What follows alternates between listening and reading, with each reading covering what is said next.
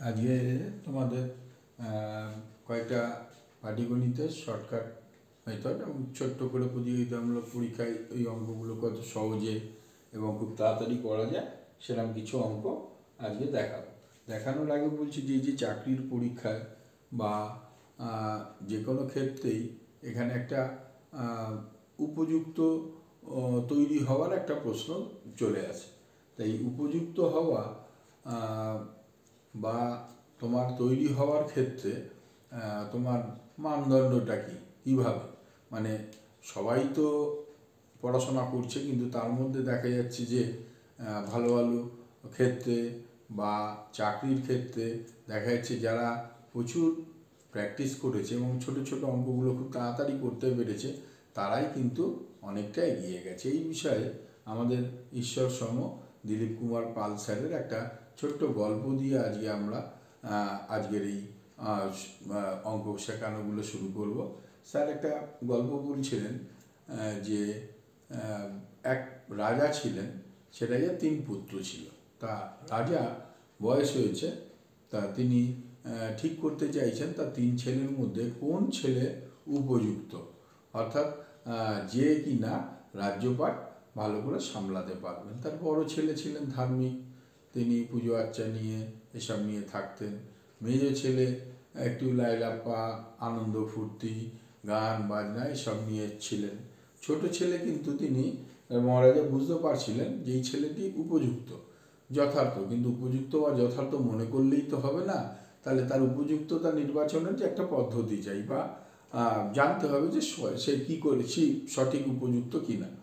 তা এই ক্ষেত্রে রাজামশাই তখন মনে করলেন তিনি একটা পরীক্ষা নেবেন। তা 3 ছেলেকে ডাকলেন, ডাকার পর 3 ছেলের হাতে তিনি 100 টাকা করে দিলেন।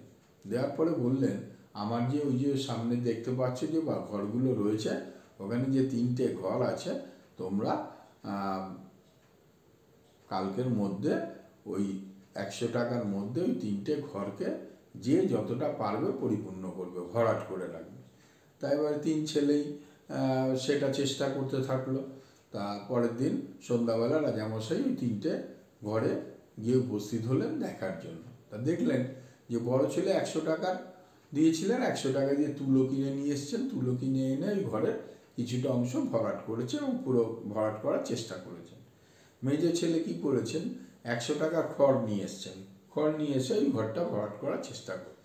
এবারে ছোট ছেলের কাছে যখন গেছেন, ছোট ছেলে তখন তাকে উল্টে 100 টাকার মধ্যে 95 টাকা মহারাজের হাতে ফেরত দিয়ে দিয়েছেন এবং 5 টাকা উনি খরচা করেছেন। তখন মহারাজ ভাবছেন কী ব্যাপার হলো, বা তুমি কিছুই খরচা করোনি, কী করলে? তখন ছোট ছেলে মহারাজাকে নিয়েই ঘরে ঢুকলেন এবং ঘরে ঢোকার পরে একটা মোমবাতি সেই ঘরের মধ্যে লাগিয়ে দেশলাই কাঠি জ্বালিয়ে মোমবাতিটা জ্বালিয়ে ফেললেন এবং সেই ঘর, সারা ঘর আলোয় পরিপূর্ণ হয়ে গেল। এই আলোই হচ্ছে শিক্ষার আলো। শিক্ষার আলো ছাড়া যেমন একটা ভালো মানুষ তৈরি হয় না, এই শিক্ষার আলোর মধ্যে দিয়েই আমরা দেখতে পাব যে আমরা উপযুক্ত প্রার্থী তৈরি করতে পারবো। তাহলে এই যে উপযুক্ত বা অ্যাটিটিউড বা যথাযথ মনোভাব, এটা কিন্তু একটা গুরুত্বপূর্ণ বিষয়। তাই এবার এই ছোট ছোট কিছু অঙ্ক দেখো, এখানে একটা কেরোসিন তেলের মূল্য পরপর দুবার 20%, 30% বৃদ্ধি পেলে শতকরা কত বৃদ্ধি পায়, কত সহজ অঙ্ক। তাহলে এখানে আমরা দেখতে পাচ্ছি যে 20%, 30% বৃদ্ধি হয়েছে। তাহলে X plus Y plus X Y into 100 যদি আমি করি, তাহলে দেখতে পারবো কত বৃদ্ধি পাচ্ছে, 56%। তাহলে এই অঙ্কটা করতে এরকম যদি আমি এই ফর্মুলাটা জানা থাকে, আমার পক্ষে কিন্তু এই অঙ্কটা করতে কোনো অসুবিধা নেই। ঠিক একইভাবে দেখো, কোনো পরীক্ষা 40% ইংরাজিতে, 30% গণিতে ফেল করলো, উভয় বিষয়ে 15% ফেল করলো, তাহলে শতকরা কতজন উভয় বিষয় পাস করলো? একদম সহজ, 40% আর 30% মানে 70%। সেখান থেকে যদি এই 15% বাদ দিই, তাহলে আসছে 55%, এবং এই 55% থেকে ফেল করেছে, তাহলে 100% বাদ দিলে 45% পাস করেছে, খুব সহজেই হয়ে যায়।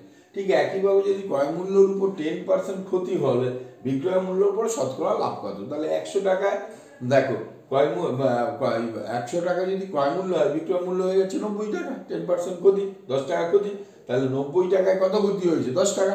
তাহলে 100 টাকায় কত ক্ষতি হবে? 11 পূর্ণ 1-এর 9। এই যে অঙ্কগুলো, এই টাইপের অঙ্কগুলোই কিন্তু প্রতিযোগিতামূলক বারবার আসবে, এবং এরকম শর্টকাট নিয়মে যদি করতে পারো তাহলে তুমি উপযুক্ত প্রার্থী হিসাবে শিক্ষার আলো ছড়িয়ে দিতে পারবে সমাজে, এবং খুব ভালোভাবে এগিয়ে যেতে পারবে।